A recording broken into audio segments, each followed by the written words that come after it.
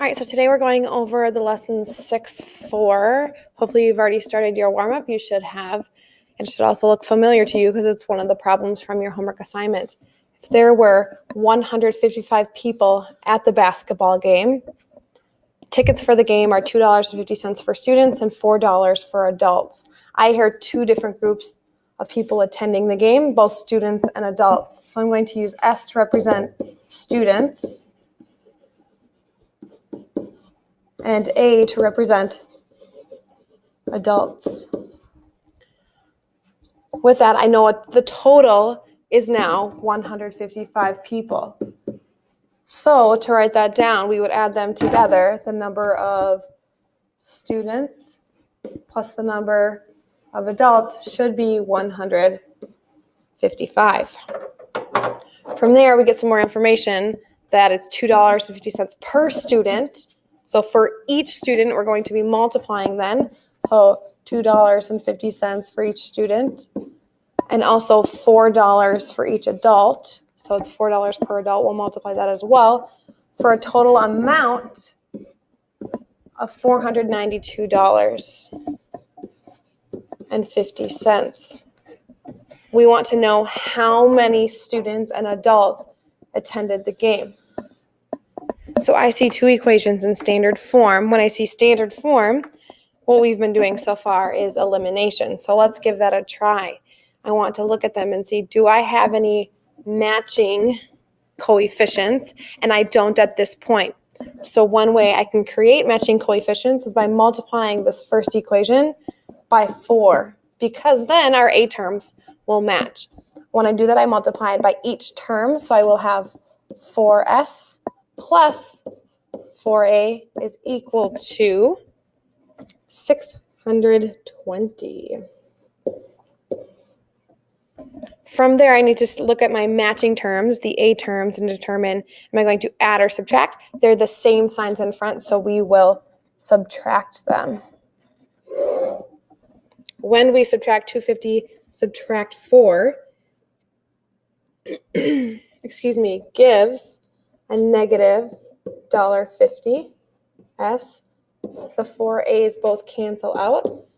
And when we do 492 subtract 620, we get negative $127.50. It's okay that they're negative because we can divide by a negative 1.5 on both sides. And what we should get then is S is equal to 85. When it's 85, we know that S would be 85 students. So we have part of our answer.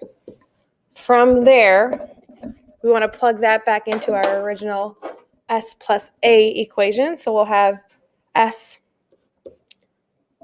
plus A equals 155. And now instead of S, we'll say 85 plus the number of adults we don't know yet equals 155.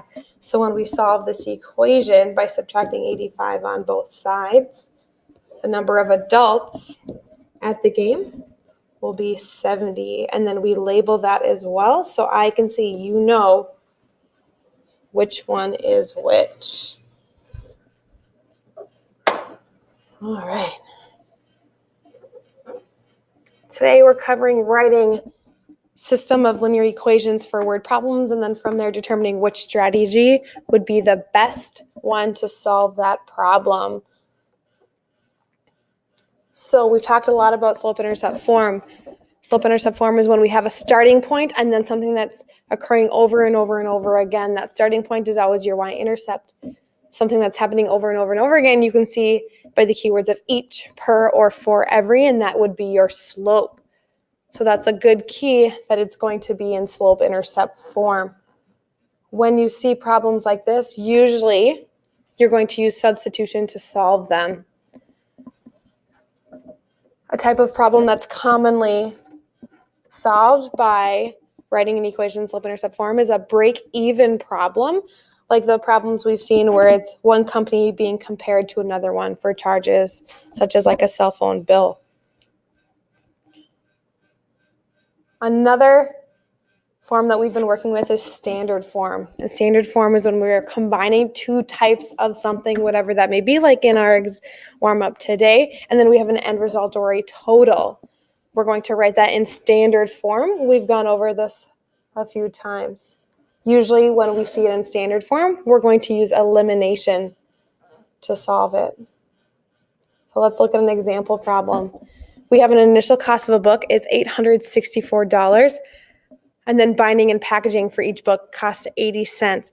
So whether that's $864 being charged to the publishing company or wherever that money may go to create the book, to make the books before they sell them, it's an automatic charge of $864. That sounds like a starting price to me.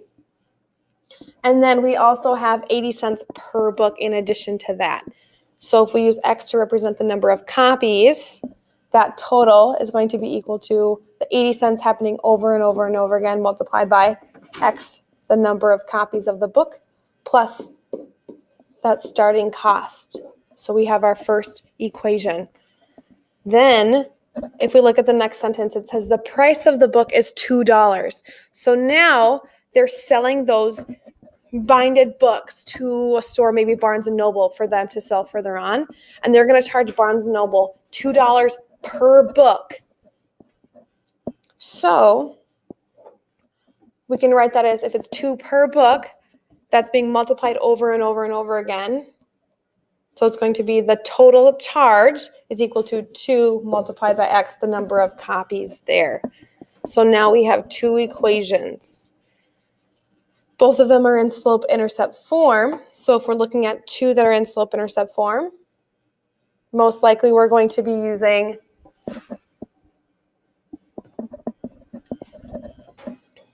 substitution to help us solve this. So we have one of our variables isolated, and we can go from here. Now to do that, we're just going to take one of them that's isolated, and instead of saying y, we can say 2x. So in the place of y over here, we're going to say 2x. And that will give us 2x is equal to 8/10 multiplied by x plus 864. We want our x's to be together, so we're going to subtract 8/10 x on both sides. And that's going to leave us with 1 2/10 x is equal to 864. When we divide by 1 2/10 on both sides to get x completely by itself, x equals 720 and about 83 hundredths. Well, we're not going to have partial books right now, so we're just going to use 720 in this problem because a decimal would not make sense here. So from there, if we have our x value, x was the number of books, so we can label that 720 books. And we're going to use that to help us solve for the total amount that would cost. If we look at the question now, it says how many copies to break even. We've already answered that question. Do we need to go any further? No, we know how many books. So the final answer for this question is 720 books. Let's look at that next problem. Now we're talking mixture problems. This one can get a little bit complicated, but it's more complicated than any you will see other than this. There's maybe one of these in your homework. So usually with a mixture problem, we still use standard form typically to set it up. For this example, we have one antifreeze solution that is 20% alcohol, and the other is 12% alcohol. How many liters of each solution should be combined to make a 15-liter antifreeze solution that is 18%? So this is what a lot of scientists do to create chemicals of a certain percentage or to create a gasoline that works for our vehicles. So when they're combining different solutions to get a specific percentage, we know here, let's start with a more simple equation, that the total amount of liters should be 15. And we have two different types